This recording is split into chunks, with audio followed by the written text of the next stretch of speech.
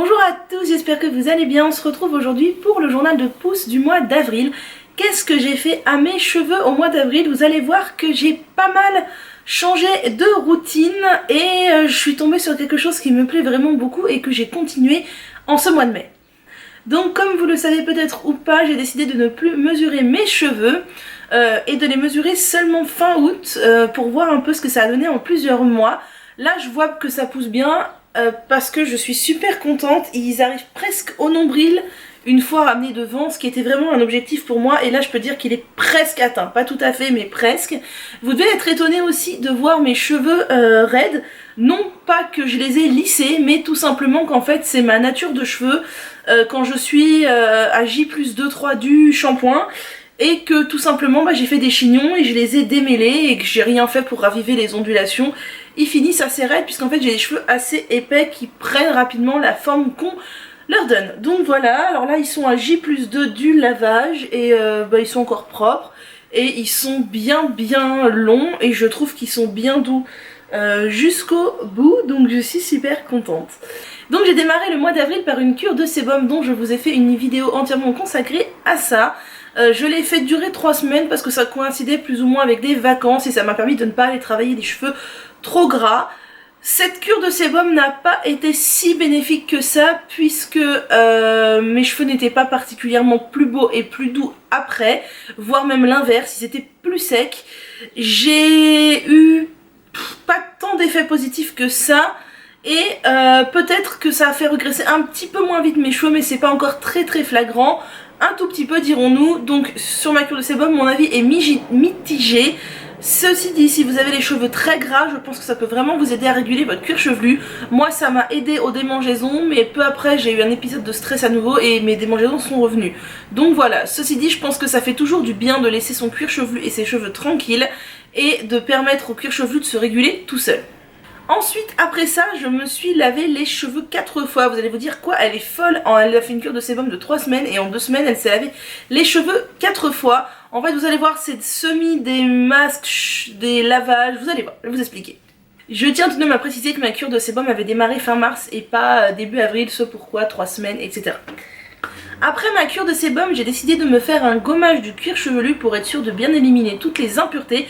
Puis je me suis lavé les cheveux avec le shampoing Caddy à l'hibiscus que j'adore. C'est vraiment un shampoing génial qui est donc de la marque Caddy, certifié Natrue Vegan, qui est pour les cuirs chevelus sensibles. Donc c'est celui à l'hibiscus, c'est mon préféré de la gamme. Il y en a 3 je crois, j'ai testé les 3 et vraiment je l'adore. C'est un shampoing extrêmement doux. Qui ne lave pas les gros bains d'huile. J'étais en train de regarder s'il y avait la composition pour vous donner le tensioactif, mais il n'y est pas. Je ne m'en rappelle plus. Mais vraiment, c'est un très bon shampoing de très grande qualité qui fait un bien fou au cuir chevelu. Et c'est vraiment un de mes shampoings préférés. Mais je préviens toujours, attention, il ne lave pas les gros masques bien gras. Et j'ai fini avec l'après-shampoing C'est Bio. Cet après-shampoing vous le connaissez, je vous le présente à chaque fois, c'est un gros format d'1 litre que j'ai, qui a une très bonne composition certifiée EcoCert, karité olive, qui est assez léger pour convenir à toutes les chevelures et qui est vraiment très bien. J'ai ensuite comme d'habitude fait mon rinçage au vinaigre blanc, ce que j'ai fait dans tous mes lavages, donc je vous le répéterai pas à chaque fois, je fais toujours un dernier rinçage froid et acide. Puis j'ai voulu faire un peu de zèle et j'ai appliqué le Shine On de chez John Masters Organics, qui est un leave-in à base de gel d'aloe vera si je ne m'abuse. Le premier ingrédient est de l'eau, ensuite de la glycérine, puis du gel d'aloe vera.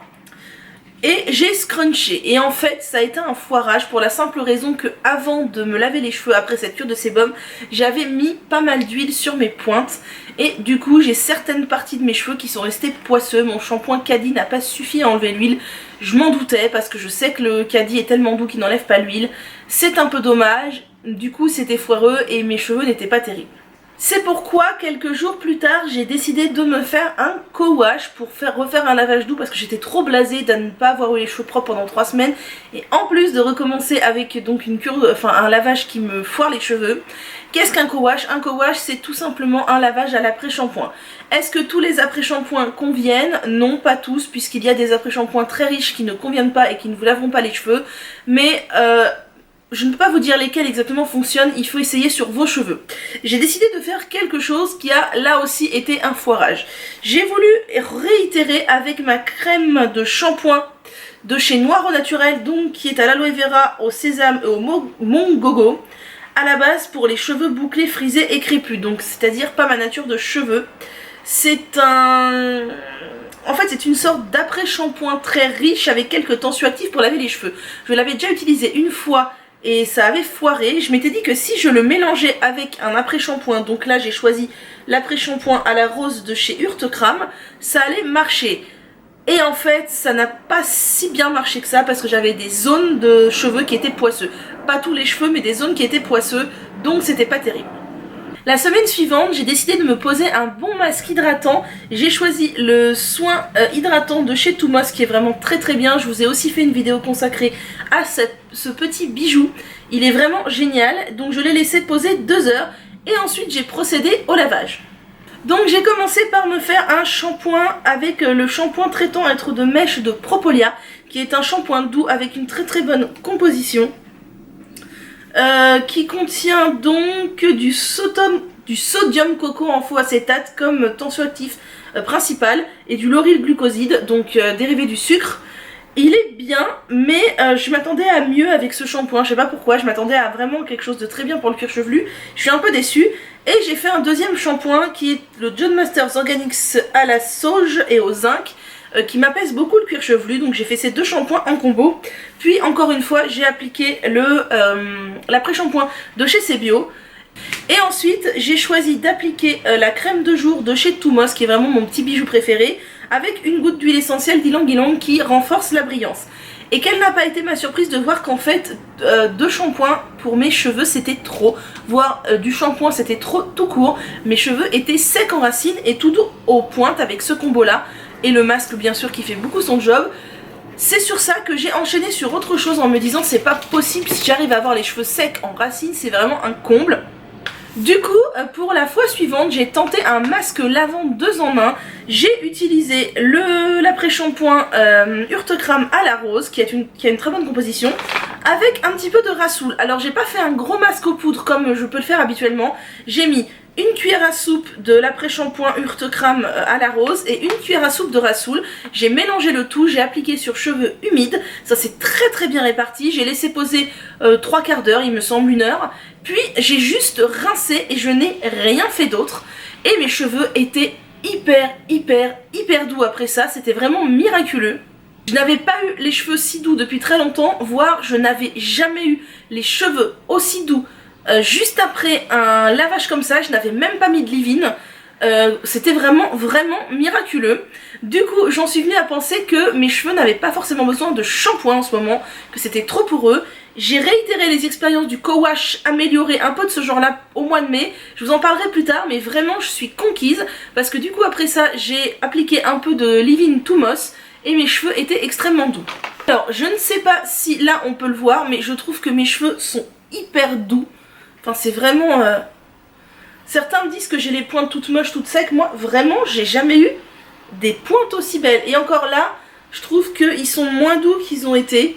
Mais vraiment c'est cette technique du co-wash amélioré. Donc je vous ferai une vidéo dédiée à ce sujet je pense. Ça me rend les cheveux d'une douceur. Et pour ceux qui ont peur de se dire mais avec l'après-shampoing, oui je vous ai pas dit j'applique l'après-shampoing jusqu'aux racines bien sûr. Et avec l'après-shampoing jusqu'aux racines mes cheveux sont d'une douceur et ils sont tout propres. Je n'ai pas du tout les cheveux sales et ils tiennent comme avec un shampoing. Du coup je suis vraiment entièrement conquise par cette petite découverte ou redécouverte.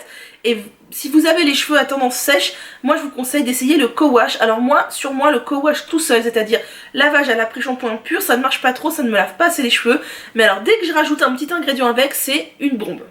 Donc je suis plutôt satisfaite de ce mois-ci, mis à part le début du mois qui a été un peu chaotique. Sur la fin du mois, j'ai vraiment trouvé quelque chose qui plaît à mes cheveux. Je vous dis, je n'ai jamais eu les cheveux aussi doux. Et surtout, je n'ai jamais eu les cheveux aussi doux après le lavage. Quand je fais mes co-wash, je laisse sécher mes cheveux à l'air libre sans les démêler, sans rien appliquer dessus. Et j'ai les cheveux d'une douceur incroyable. Moi qui ai plutôt les cheveux secs et toujours secs et éternellement secs, c'est vraiment miraculeux. Autre petit détail qui a beaucoup aidé mes cheveux aussi le mois dernier et le mois en cours, c'est que je les démêle avant de faire le masque et je ne les démêle qu'une fois qu'ils sont secs après rinçage, chose que je ne faisais pas avant. Avant je démêlais toujours mes cheveux sous la douche. Là j'ai décidé de ne plus le faire parce que ça a tendance à abîmer les cheveux et je remarque déjà une différence. Je trouve que mes cheveux sont bien plus beaux. Je ne sais pas ce que vous en pensez, je vais essayer de vous montrer mes cheveux. Voilà, il m'arrive ici, donc presque au nombril. Vous voyez, mon nombril il est là, donc on peut dire que je suis au nombril. Et je suis super contente de mes cheveux. Voilà, sur ce, n'hésitez pas à me donner vos petites astuces capillaires. Et moi je vous dis à bientôt.